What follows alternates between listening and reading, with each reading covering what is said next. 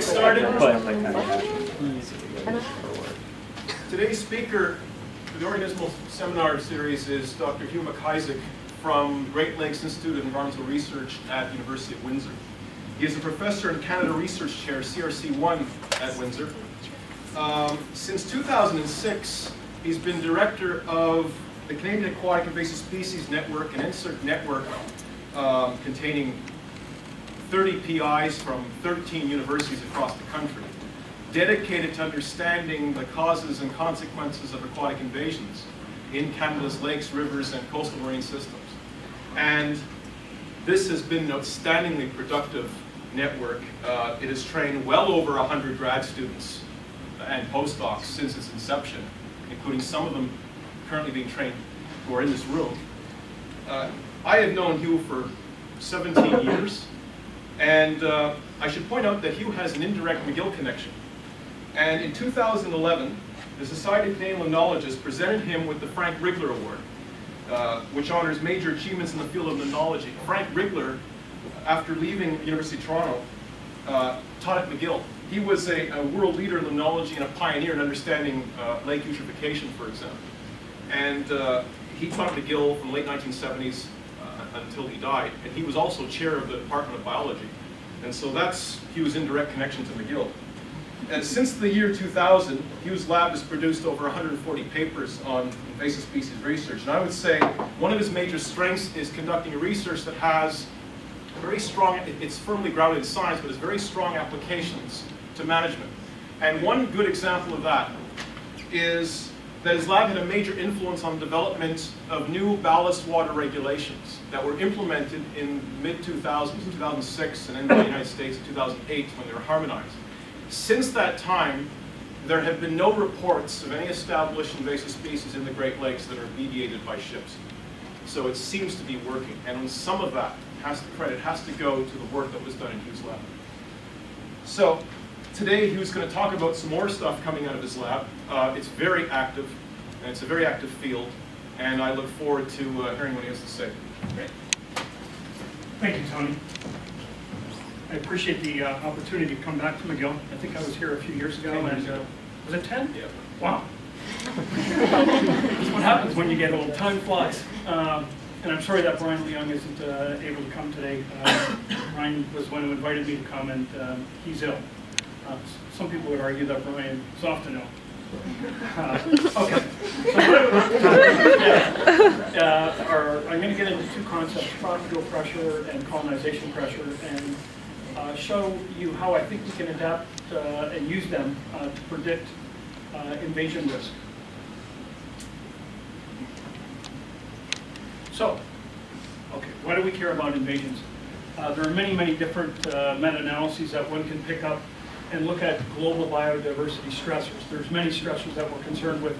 In my view, the leading one still has to be habitat loss and habitat modification on land and overfishing in marine systems.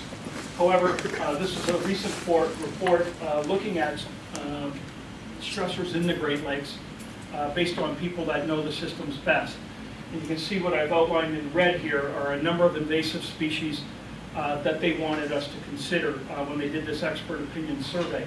And by far and away, well, not by far and away, but invasive mussels are considered to be as or more important than even nitrogen and phosphorus inputs into the Great Lakes, which, given the water quality problems we've had over the last decade, that's quite telling.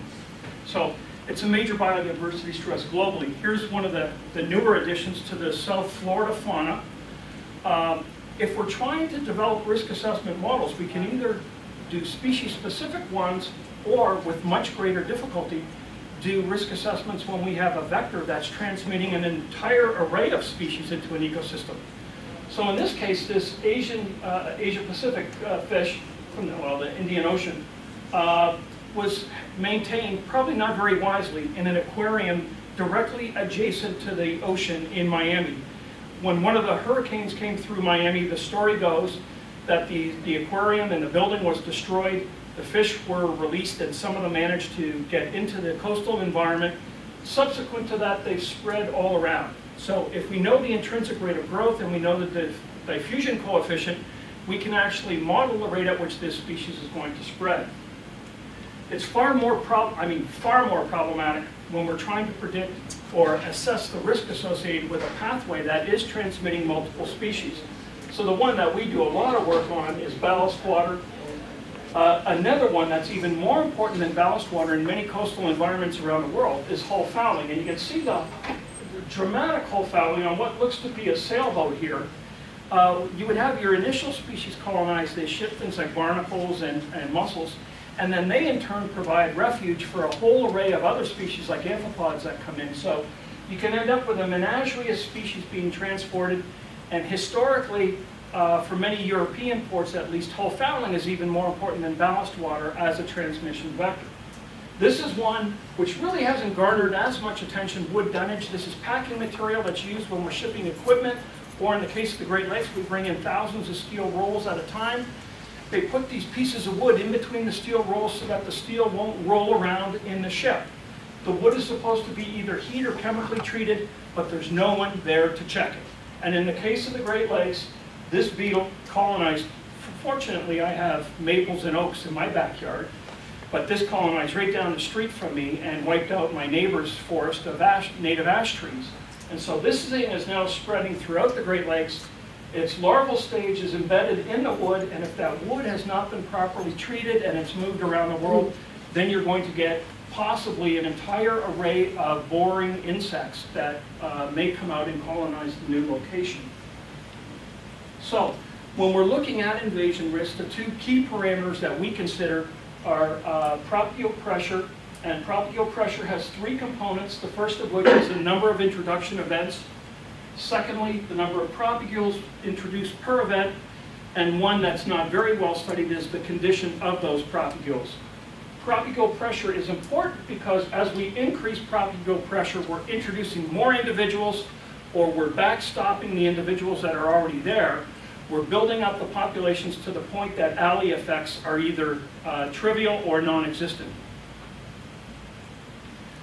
The other concept is even simpler, is colonization pressure, which we equate with the number of species that are being introduced. Colonization pressure is important because the more species you introduce, the greater the likelihood that at least one of them is going to have the requirements that allow it to persist in that system. So it will have either the physiological or genetic attributes that allow it to survive the conditions it faces when it reaches the new land. There is ample evidence from birds, some plant studies, biocontrol insects, and fishes on the importance of both of these factors. The first one I'll show here are stalk salamonids. This is a former student of mine, Rob Colati, in which he looked at both the importance of the number of introduction events in determining whether or not the salmonids will establish. And as you can see here, there's a huge difference between the invasions that succeeded tended to have many more introduction events than the introductions that failed in the open bars. Not quite as strong, but nevertheless a significant effect was seen in which more propagules get introduced result in a greater establishment probability. On the right side, we're looking at jump and louse invasions. This is the paper that isn't quite out yet. And here we're looking at the number of individuals that are being introduced. And you can see that as that number increases, very quickly the probability of a successful invasion also increases, and then it tapers off up near 1. This type of curve, I'm showing you a curve because it's not my data. Not all of these probable pressure establishment curves are this shape. Some of them may be an S shape, or some of them in the default model you'd expect that there might be a linear relationship between the number of propagules you introduce and the likelihood that you get an invasion. Nevertheless, probable pressure is important. So how do we estimate risk when we know that there are many species involved in the pathway? We have a collaboration going on in KZN right now with the Center for Invasion Biology down in Stellenbosch, South Africa. We're the only two groups in the world that address these issues together. And we're trying to look at biological invasions and whether they constitute the issue of a wicked problem. A wicked problem is one that is very, very difficult to solve. So what I want to do is try and convince you that we can use species distribution curves to try and predict or to inform what the risk of an invasion might be when we have more than one species in a pathway. So you can go to the literature. These species distribution rank distribution curves are widely available and studied in the literature. This is for butterflies in Ecuador. And you can see that in most communities, we end up with a few species that are very common and lots of species that are very rare. We think that we can use this information to determine what the relative risks of different pathways are. These ranked abundance distributions can come in many different forms. The ones that we think are most common with the types of taxa that we're looking at are either log series or log normal. As part of our KZN network, we collected hundreds and hundreds of ballast water samples over the past 10 years. Here we collected 25 samples that we're showing, and you can see that the rank abundance distribution for these species, for these different samples, they're quite variable, although most of them would conform to one of those two distributions, the log series or the other one. Now, there was an important paper by Julie Rockwood and her colleagues in 2009 in which they simulated a ballast water community, and they wanted to look at the number of species you get as a function of the number of individuals that you count in your sample. And not surprisingly, what they found is that as we increase the size of the inoculum that we consider, we start off with a more or less somewhat linear pattern, and then eventually it becomes asymptotic. It will asymptote, of course, at the actual diversity of that particular sample. So the more you sample, the more species you pick up. The ones we pick up initially are the most common species in the community, and the ones that get added later in the asymptotic part of the curve are species that tend to be very rare in the community, and you need a large sample size in order to find them. So this is the mean colonization pressure for a sample. The bottom curve is the mean propagule pressure, so how many individuals per species do we find? Not surprisingly, as we increase the sample size, the mean abundance increases. Now, initially when I looked at it, I thought it was somewhat odd that as we're adding more and more rare species in this part of the curve, that the mean abundance tends to continue to increase. What you have to remember, however, is that in addition to adding the few rare species that you're picking up, we're also adding lots of individuals of the common species, and they compensate in terms of mean abundance. And so overall, the total mean abundance continues to increase as you increase your sample size. Now, the last curve that they showed in that sequence was this one here, in which they plot the two propagule pressure against colonization pressure. And you can see that propagule pressure can continue to increase. In fact, it appears to be increasing rapidly as colonization pressure increases. We actually prefer a different variant of that same relationship. We think that in most cases, it's the number of individuals that you're counting that is going to determine how many species you're going to pick up in the community. So if either one of these has to be on the x-axis, we would have put propagule pressure on the x-axis and colonization pressure on the y, and then it becomes an easier to understand relationship. That as we increase the sample size from a small sample down here to a big sample up here, the number of species ends up tapering off. It reaches its asymptote of the real diversity of the sample, whereas the mean propagule pressure can continue to increase. Now in this case, just to follow the previous curve, we've kept mean propagule pressure in here. Now, going back to our ballast samples, how are we going to process the data? We're going to run Monte Carlo simulations for a ballast water sample, in which case we start with an N of 1 and then work out. In our case, we would work out to N equals 2,500, and we would randomly choose individuals from that sample. Of course, the ones that are more abundant are more likely to get picked up earlier than the ones that are rare. We would then look at the cumulative number of species as a function of the propagule pressure, and we end up with a curve like I've just shown you. The difference between this curve and the previous one had mean propagule pressure on the x-axis. We're using total propagule pressure, which is simply the sum value of the propagule pressures for each of the species. And the reason why we do that is we can end up with a family of curves. I'm showing 4 curves here. Here's a blow-up of this, and each of these curves, we believe, represents a different risk for the introduction of that sample into a novel environment. The worst case scenario is the one in the upper right, where we have lots of species being introduced, and at least some of those species have very high abundance. The best situation would be where we have very few species being introduced, and all of them are present at low abundance. We then have two intermediate risk scenarios. The first one, where we have few species, but the few species are present at high abundance. So this is the scenario where if you do introduce them, they may be able to escape from the alley effects. The second case is the other one that I mentioned, where we have lots of species, some or all of them are present at low abundance, and so you're essentially buying lottery tickets that at least one of them is going to like the conditions when they find the new environment, but they may suffer from alley effects in that environment. So what I would like to do here is describe some work that was done by a PhD student in my lab, Farah Chan. She defended her PhD about a month ago. And here what we're going to look at are differences in these types of relationships across biogeographic regions. One of the beauties of these NSERC networks is that we were able to hire sampling teams that would operate in the Great Lakes, East Coast, West Coast, Arctic, and they would all be collecting the same samples, and then we just FedEx the samples around to the different labs. As well, we're going to look at taxonomic differences for organisms being carried by ships across the Atlantic, and how does ballast water exchange affect the risk? Everyone assumes, and I think Tony mentioned at the outset that we did bring in new legislation across the Great Lakes. We think it's highly protective in the Great Lakes, but I want to show you that that's not necessarily the case for coastal marine environments.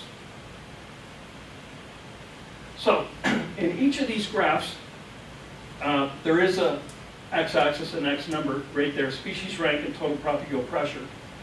But in each of these graphs, in the left-handed case, we're looking at the species rank abundance distribution, and in the one in the right, we're looking at the colonization probable pressure relationship. And the first one that I'm showing there is for the Atlantic, and we develop different relationships for every day that the ship is on the ocean. The students would be going out there and collecting new samples on a daily basis, and so we can track the changes that are occurring in this sample or in that tank as the ship is approaching Canada. So in the case of the Atlantic, and this is for zooplankton, you can see that there wasn't any huge change, that is a log scale, but there isn't a dramatic change in the curves over time.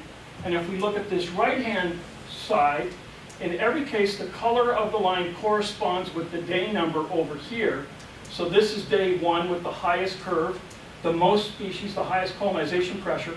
These numbers refer to the abundance of organisms in the tanks. So we're looking at both the abundance and the colonization pressure. So on day one, we have high diversity, and we have a very rich in terms of abundance of organisms. The little dots to the right represent the asymptotic values. If we were to run this out to infinity, where would those numbers plateau? And what you can see in the case of the Atlantic, there are some changes here. The main change through time, however, was going from 152,000 individuals per cubic meter down to 63,000, so about a 60% loss of organisms. If we contrast that with the Pacific, now you can see dramatic differences in the rank abundance distributions for these vessels as the ship was coming across the ocean. Initially, the relationship looked very similar, if not quite as high, not the x-intercept, or the y-intercept, as in the case of the Atlantic. But for the first couple days, the communities looked very, very similar. As we proceed through time, we cut a lot of the days out just to simplify the graphs. But you can see that by day 15 and day 16, there's virtually nothing left in those tanks. Very low colonization pressure and low probable pressure. That's also apparent when we look at these graphs over here, that the communities are very similar for the first couple of days, and by the end of day 15 and day 16, there's very little left in the tank. So this would suggest to us that the Atlantic, at least for zooplankton coming in, and we've seen this across many different ships, the Atlantic looks to be at much greater risk of receiving non-indigenous zooplankton from other parts of the world than do Pacific coast ports. So overall then for the Atlantic, the main change was a reduction in probable pressure. For the Pacific coast, the reduction in both colonization pressure and probable pressure. Okay, if we look at transatlantic taxon-based analyses, this is the exact same relationship I just showed you in the upper panel for zooplankton. This is the same relationship for diatoms. You can see that we have a bit more separation now, both in terms of the colonization pressure, but the probable pressure is falling dramatically. Initially it went up, but then eventually it fell down to about 1/5 of its initial level. And if we look at dinoflagellates, we're concerned about dinoflagellates because some of the dinoflagellates we pick up in the mid-ocean may be able to survive in that coastal environment, and some of these species cause shellfish poisoning. We had cases in eastern Canada about 15 years ago at Christmas time where a bunch of elderly people were knocked off. Their grandkids fed them shellfish. I don't know if they did it willfully or not. Get grandma's inheritance. But nevertheless, the people ate shellfish that had been consuming toxic dinoflagellates. So there's a risk here that we might be picking up toxic species. Overall, again for zooplankton, mainly a reduction in probable pressure. For diatoms, mainly a reduction in colonization pressure. And for dinoflagellates, only a reduction in colonization pressure. Now, in this case, we're going to look at the effect of ballast water exchange. We know from our studies in the Great Lakes that we see very sharp diminution in the abundance of risky species, which I will show you momentarily, after you conduct a ballast water exchange operation. But if we look at what happens here, the first couple days are the solid lines, and this particular ship conducted open ocean ballast water exchange on day 3 en route to Canada. And those are the dotted lines. So from day 3 on, these are different communities of organisms than what we found initially. And if we look at what happened in terms, and these are dinoflagellates, the group we're concerned with, the overall colonization pressure of the exchange ballast water was higher than the pre-exchange ballast water. It should be noted that while colonization pressure went up, total probable pressure did decline. It started at 138,000 cells per 100 mils and went down to about 9,000. If we look overall, if we go back to that scenario that I showed early on to see where these different samples lie in that template where we have high, medium, and low risk, it's very clear for the 3 different groups that the ships coming from the Pacific, which are the ones highlighted there in blue, they pose a much, much lower risk than the ships that are coming across the Atlantic to mainly Halifax. Secondly, we can compare the pre versus post flushing to see what happens in particular groups. And overall, ballast water exchange lowered risk except for the following circumstances. Dinoflagellates on the East Coast, invertebrates and diatoms on Pacific voyages, and I will show you that now. So this is the dinoflagellate data. You can see that in all 4 cases we're getting an increase in the colonization pressure. There's no clear pattern in what's happening with probable pressure. In 2 cases it increased, and in 2 cases it decreased. If we do the same thing for the zooplankton samples, either the decline or in the cases where we had positive changes occur, we had increases in colonization pressure, but you can see that the probable pressure is so low, it's hard to envisage how these things could establish if they did get in, because the abundance, even though apart from the genetic, the abundance is very, very low. And the third case with diatoms, in the 2 cases where there was an increase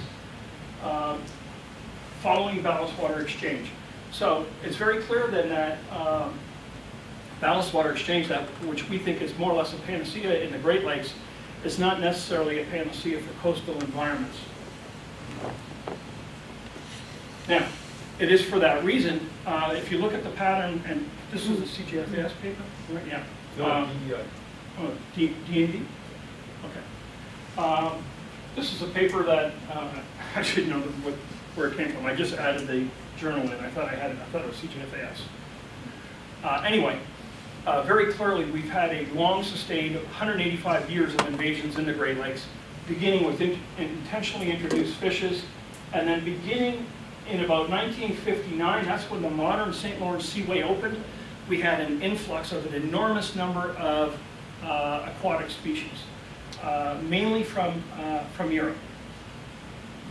In fact, the available data suggests that anywhere between 55% and 70% of the invasions that have occurred since the St. Lawrence Seaway opened have been due to ballast water introductions of non-native species. So if you look at the history, and Tony alluded to this as well, we covered the ships that were carrying entire ballast tanks full of water over into the Great Lakes. Beginning in 1993, those vessels were required to flush salt, to exchange that water on the open ocean. There was another group of ships that dominate traffic that were not regulated until 2006. These are vessels that we call no ballast vessels. They're coming over loaded with cargo, perhaps the steel rolls that I mentioned, and so officially they don't carry ballast water in their tanks. We know that they can carry up to 60,000 liters of residual ballast water at the bottom of the tanks, and when they get into the Great Lakes and they start discharging steel rolls at different ports, the vessel gets lighter. And in order to maintain the same trim, the captain will pump Great Lakes water into those tanks to maintain the same level on the vessel. So now we have a mixture of foreign ballast water and Great Lakes ballast water. The ships typically continue moving through the Great Lakes until all of their inbound cargo is discharged. They're now filled up with ballast water, mainly from the Great Lakes, but mixed with this slurry from overseas. They want to maximize their efficiency, so they'll stop at a port in either the United States or Canada, usually on the upper Great Lakes, and they'll load wheat into their holds, and then when they load the wheat in, they pump out this mixed water into the Great Lakes. So we think that this mechanism may have been responsible for many of the introductions. Because of that, beginning in 2006, Canada required vessels entering Canadian waters, if they had this condition, when they're coming across the ocean, they had to pump salt water into the bottom of the ballast tanks so that it would mix with whatever's down there, and you would kill it, and then you could discharge it on the ocean. So later on, when the water was mixed with Great Lakes water and discharged into the Great Lakes, the likelihood of introducing a species would be very low. And as Tony mentioned, this was harmonized with Canada by the US in 2008. And we're now at the stage where the IMO stands for the International Maritime Organization. It's a UN agency. They are very close to bringing in a new standard, a so-called performance standard, which I will get to in a minute. We think that unlike the coastal environment, we think that ballast water flushing works very well for the Great Lakes. We had data for zooplankton populations in ships coming into the Great Lakes before the 2006 policy was brought in, and here we compare it with the post period after the regulations were brought in. The tanks are not sterile. There are still some risky species coming in, but they're present at very low abundance. What you'll note here is that not only was the mean abundance of these invertebrates higher before regulation took place, but the variance was very great. So some ships would come in and pose very low risk. Other ships would come in and they posed a very great risk.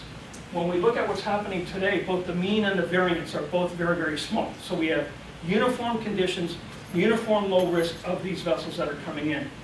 I'm not showing you the colonization pressure for these same ships. We have not seen a huge decline in the number of risky species in the ballast water. What we do see is that the abundance of those risky species is very, very low. Okay? So the main reduction appears to be in probable pressure. And this graphic, this is based on some of Brian Leung's work, which was cited in this NRC document in 2011. But this is one of those simple curves where you can see that as we reduce the probable pressure based upon the number of individuals that are introduced, we get a corresponding reduction in the invasion risk. When we go back to my cartoon again and we look at what's happened in the Great Lakes, we have not seen a huge reduction in colonization pressure. There's some reduction, but it's not significant. But we get a very significant reduction in the probable pressure. So we think that most of the benefit has occurred by this move toward the y-axis. Now, despite that, some colleagues of ours published a paper in 2002 in Science in which they looked at invaders that came into the Great Lakes. These are exclusive to fishes. And they said some of the fishes we know succeeded, spread, and caused problems, and others were introduced but they never took off, or they never spread, or they never caused problems. And so they ended up coming up with a list of species based upon life history characteristics that indicated that these are the attributes of fishes that are associated with successful invasions and fishes that cause problems. That paper generated 5 high-risk species, and then a second paper went and reviewed, and this is all for European species. The second paper, which was published about 6 months ago, went back and they said the original paper did not have access to the Russian literature because they had no Russian-speaking person involved with the project. The people here, there were 2 native Russians involved, or Belarusians, involved with the project. And so they went and got a whole bunch of gray literature plus published Russian literature, and they reran the same models looking at what additional fishes might constitute a risk. And they came up with 5 more. So we now have a total of 10 different fish species that, based upon life history criteria, would pose a risk to the Great Lakes. We take issue with that, and I should mention that Tony's a co-author on this. We take issue with it because nowhere in those models do they consider how many fish are being introduced. And it's quite possible that some of the introductions had large numbers of fishes and they succeeded. Some had few numbers of fishes and they failed. So without any measure of probable pressure, we think that it's difficult to accept those findings. What we did is we obtained 2 years of recent ship data for all the vessels coming into Canada from Europe. And then we said, for each of these 10 species, how many different ports do we have ship visitations from Europe to the Great Lakes carrying ballast water? Because we assume the ships are loading the species in a European port and bringing them over to the Great Lakes. And in 3 of the cases, so we can now do a 3x2 table, and in some cases we have low or non-existent probable pressure because there are no ships coming from ports where these species occur. If they don't occur in the ports, the risk is 0.